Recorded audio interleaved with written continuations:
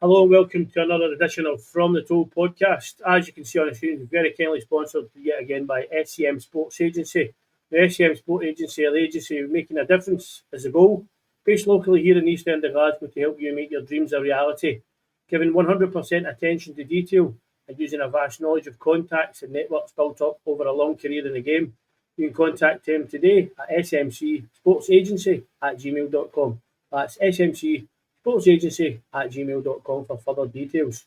On the show today, we've got the one and only himself, Mr. Stevie McCallum. He's the Kitman. Stevie, how are we doing? Oh, bad, Toby. How are you? I'm all right, mate. Thanks very much for giving up your time here. I believe you're on holiday still, so malfunction. Yeah. I'm in live for the Hilton in Blackpool, mate.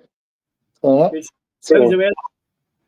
It was good. It was good yesterday. A wee bit quiet this morning. With some rain, but it's brightened up, Toby. Good stuff, mate. As with everybody, start off the podcast with a similar question. How did you first come across Finnart? How did you get introduced to Finnart?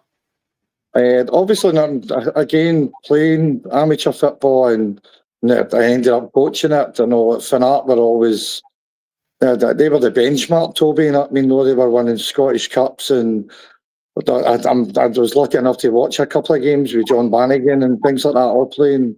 But obviously, one of my good mates is with Davy Blair, so So again, watching him and how successful he was through his Uncle Phil, then that was just good. No, I may not want to hear it, but it's not who I strived that I wanted to be.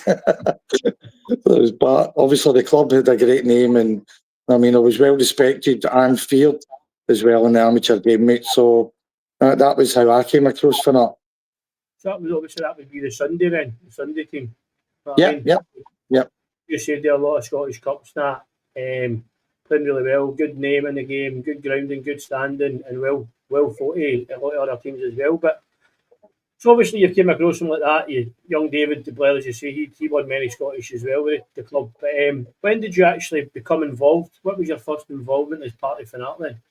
I think obviously when my wee grandson wanted to go to mini kickers, I think he tested Phil's patience to the highest threshold that you could ever imagine.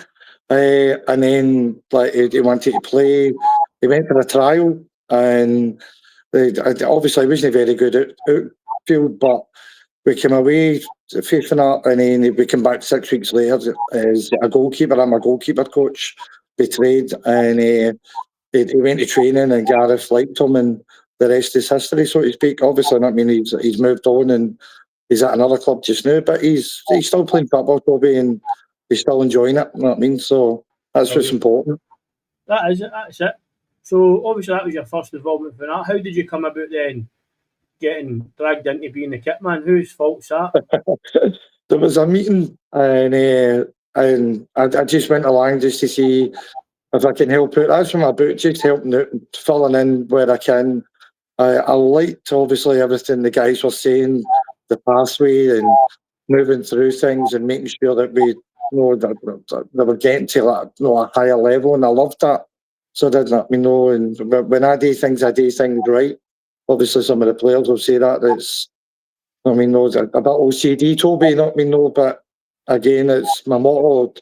You fail to plan, you plan to fail, mate. So everything is detailed. So it's So, and I make sure nothing goes wrong when I'm at match days and things like that. I brought the venue, the postcode, how long it's going to take me to get there. I want to be ready for everybody coming in, so everything's there for the lads. So they'll let me know. And it might seem something simple and trivial, like soap shorts, training tap, and everything else. But when you're a football player and you're getting paid 200 grand a week, everything's done for you. So why can we not think like that? I know we're at that stage yet, but hammer. You know what I mean? So I just want to keep it going. You want to make sure they get the best care and that detail attention. So what would be like a day in the life of, or a week in the life of the kitman? You know what I mean? It's 24/7, mate. You know what I mean? So obviously, all the guys are saying everything they're doing behind the scenes. Well, I'm the same. I'm looking at like new ideas, whether it's getting all the coat hangers painted blue and black, numbered, no named with Finnart on it. I'm in the process of getting cases made for the lads, so every player have their own individual like Finnart case when they travel to a game. They've got their boots in there and towels, shower gel, and then like main case for the kits to fit in my car. So the company's got all the specs, so to speak. So it's just a simple case of taking out the boot, flipping it, reeling it in, obviously not, just taking everything out as it's there. And again, it's going to look the part, Toby. It's the Finnart dress, Finnart colours, and everything on it. So, and I just think it's something. I know we're in the third division now, but I just think it's something that's just going to propel the profile of the team when we travel away. Aye, there's nothing wrong with having like, an infrastructure and having the best detail and things like that. People always say it might be a wee bit too much, but it's not really, because everything has a place, everything has the right time and that to take along. So if you've got all that planned out, you're not going to, as you say, you're not going to fail because you've got it already and all set out and it's there and you know what everything is in its place. So on the kit side of stuff, like, do you see when we go to like an away game or whatever else? Do you speak to do you maybe talk to other kit guys, or do you see like how early are you there, Stevie? How early are you there? 90 minutes before the meet. I'm there 90 minutes before the meet. I'm in the home changing room. I'm doing my nosy. I'm introducing myself to the committee, and then obviously, just in the changing room. Doing my thing, getting my frames set up. So that everything's there for the lads, depending on the space available, Toby. Depending obviously on when we can do it. So it's sometimes hard, but again, whether you've got a multi-level coat hanger hanging there so it can put on a hanger for the tops, a hanger for the shorts, a hanger for the socks, and then also a hanger for the jumper.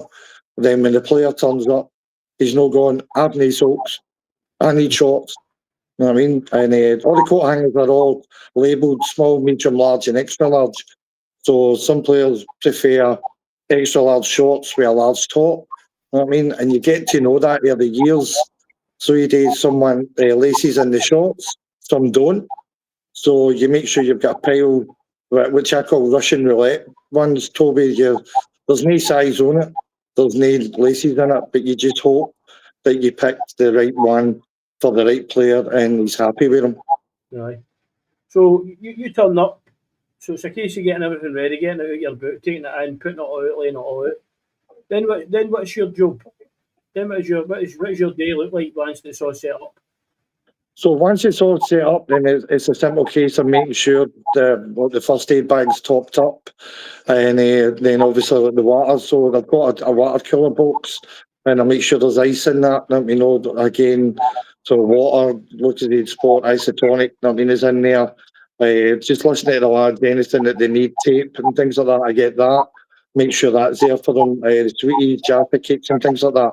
You know what I mean? And just all the edibles, just making sure they're there. And then just a simple case of just doing a bit of networking with the other kit guy and things that they've got planned in that, Toby, you know what I mean? So it's trying to do the best for the club. You know what I mean? Every game, home or away. Aye, that's it. So obviously we're a wee bit, we're at Springburn now, right? So we're playing we're obviously when we're in facility gets built and all that, what sort of spec are you looking for as a kitman? What sort of things do you want on site?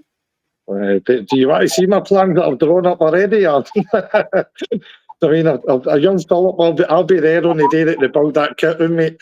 So I will make sure that it's spec perfect. But even Balier, when I was in there, then it's amazing the way that the guys have got that there. You know what I mean? So, but again, I've got my own ideas, you know what I mean, as well, for how a kit room should look.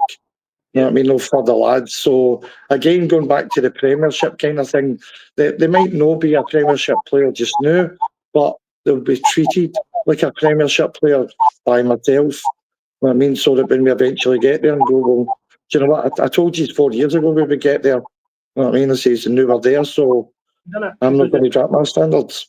You know what I mean? it makes a big difference as well. Your players are turning up, not the kit's there. Just here, your shower gel, shampoo, whatever. If they've got a place where they can leave their flip flops, whatever it may well be, and they've got all that stuff on site. You know what I mean? We've got a room for it, and then we've got our own laundrette sort of all that stuff's put in as well, and it becomes a multifunction area as well. You're not having to take stuff away and bring it back. So that's another thing. So at the end of the game, it's clean up time. I mean, you've got to, and I can see you now. I can see you going many pairs of soaps have I got. There's a soap missing, shorts. There's a set of shorts missing. You know what I mean? That's a big thing. I used to hate the fact that people would always leave stuff inside out. I hated that. I don't know about you. Pull it outside, take it out the right way, make sure it's all perfect, and three piles, pile of shorts, pile of tops. The boys are brand new, Toby. I can't comment enough on how much respect that you get for the lads. You know what I mean? Know when the game finishes and tap shorts and socks are put down or they're put in the bag and things like that. But I just think once we've got a facility, then we can offer like book cleaning services. Not me know the towels. You know what I mean, the Finnart towels and things like that. I've been working. Obviously, Brian had mentioned a couple of seasons ago about it, and I've been working tirelessly trying to get better deals. You know what I mean, for the Finnart towels, so that the players are there. As I say, I've already taken care of like the wee cases and stuff like that, which I think is brilliant. And when we get our own facility, you know, then to me, it's not going to be like the game's finished, I'm away home. But we get the strips into the machine, get them washed, get them dried, and ready for the next game. I mean, rather than trying to do that during the week or trying to get to the facility, you know what I mean, like 4 hours before kick-off, Toby, you know what I mean? I can't leave a job undone, mate. I'm sorry. Although you're the kitman, you've still got, this is the thing, although you're a kitman and there's a coach and there's a manager and all this stuff, you've still got a job to do outside of the football. I mean, you're still working your 38, 40 hours a week, whatever it might well be. So to fit that and all, people maybe just think, oh, it's only the guy with a kit, but if you don't get a kit, you're not playing. Simple as that. So job is very important. And to have your own facility on site is going to make a massive difference to you, a massive difference to the club as well. So on that, we're in site, we're in facility. Where would you like to see us? Is there any ground out there that you think we could model Finnart's facility on? Is there anything that's got your eye? I think the EKYM Upton Home, I've passed by that a few times. That looks really, really good. But as I say, it's not mean when you're travelling away and seeing how well, obviously, like St. Peter's have done and things like that. And Brian's got a lot of, cracking ideas, Toby, and used to pick his brain when, obviously, with just me and him in the Division 4 and where we want to go. Because you need ambition, mate. I mean, I say that I wasn't just going to be there to make up the numbers. I mean, I'm a big thinker and I'm a big hitter. I mean, I try and do as much as what I can. Whether Phil would have me on match day selling like the half-time draw board and things like that. And I mean, as everybody who watches it knows, what I do for a living. I don't need to repeat it. But at the end of the day, I can get blood out of stone, mate. There I can. So it's not a problem. That's it. So obviously, like moving forward and things like that as well, outside of football. Football's been your life. I know that for a fact for the last 30 odd years or whatever, probably more. But in the last wee while, you've took a sort of a different direction. So very kindly sponsored today by SMC Sports Agency, which is you. That is you, Stevie. Your organisation. You started it up. Do you want to explain a wee bit more about that and tell us some of the ins and outs and what it involves? Again, Toby, it was, I turned 50 5 years ago, and my lad said to me, "What are you going to be known for, Dad?" And I couldn't answer him. I've built teams, I've won leagues, I've won trebles and things like that. But he said, "What are you going to be known for?" And then I seen obviously like the advert, to become. I looked into it. Thankfully, I didn't need $100,000 bond. You know what I mean? But I went for the test. I passed it with flying colours. And then ever since then, the last 3 or 4 years, Toby, I've just been watching players and networking and promoting my situation to everybody that I can make a difference, because I believe less is more. And I say that at one of the conferences at Hampden. And this guy was just talking about this big player, and he'd made thousands and bought this car and bought this house with all this money that he made for this player.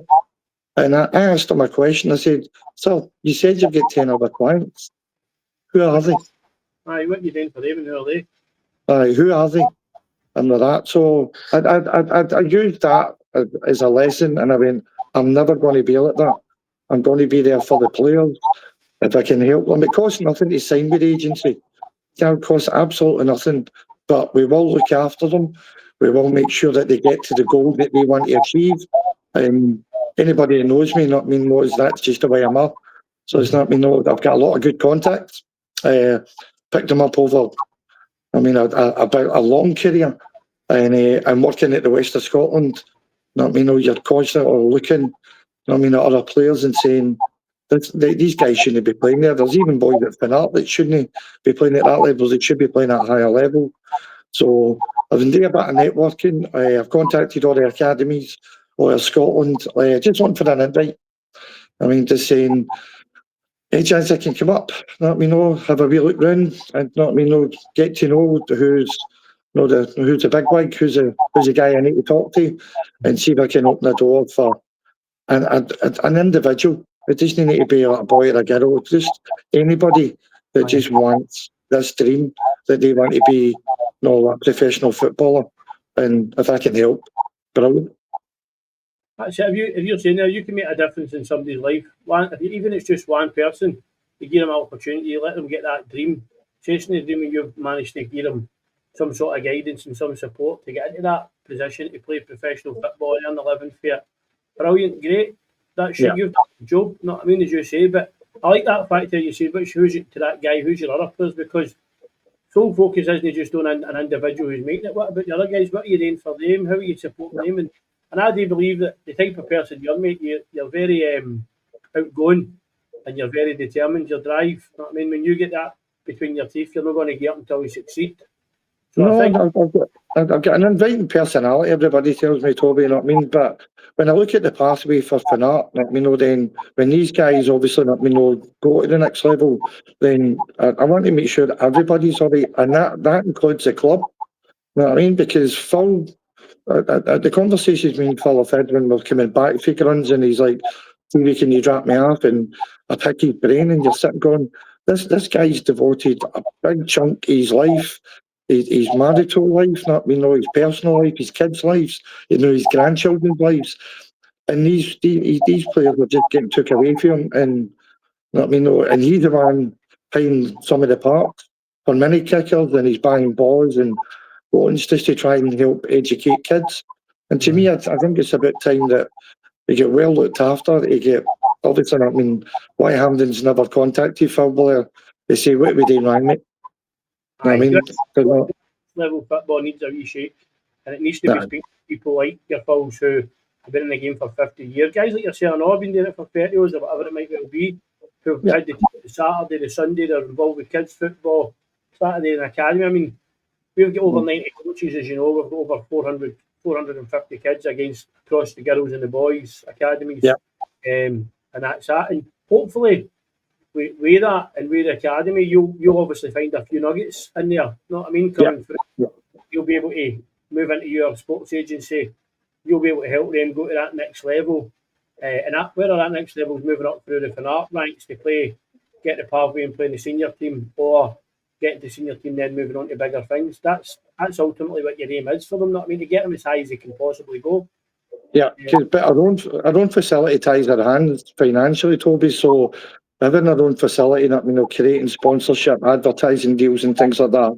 And then obviously, it means that the players can, basically be salaried, Finnart players.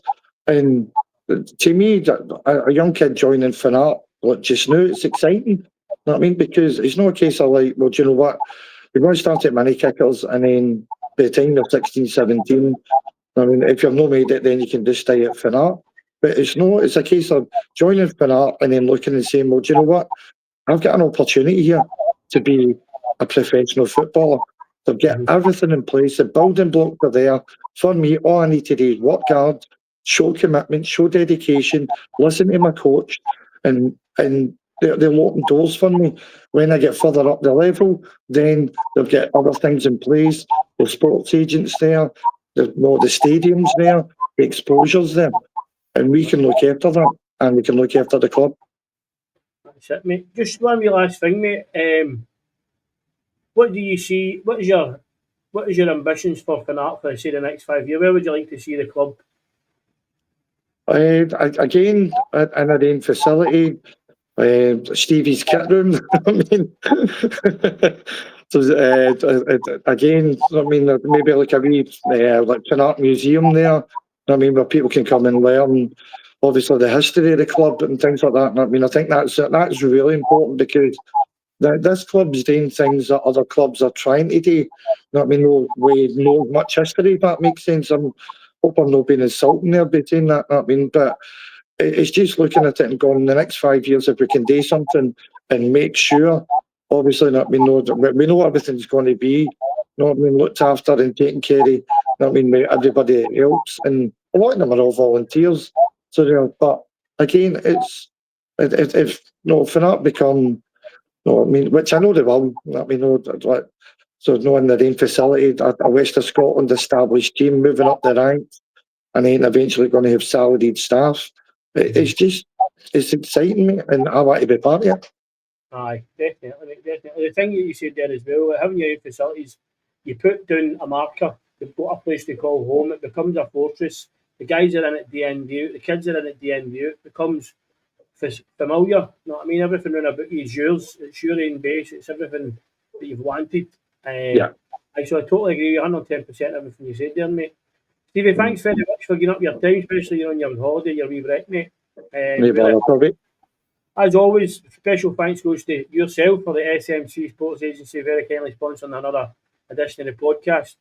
So the Sports Agency, we're making a difference as goal, based locally in East End of Glasgow to help you make your dreams a reality, giving 100% attention to detail and using a vast knowledge of contacts throughout the game and the network built over a long career. SMC Sports Agency is Stevie McCallum, and you can contact him at smcsportsagency@gmail.com. Stevie, again, thank you very much, mate, and I'll catch you in the next. Okay, thanks, Toby. Cheers, mate.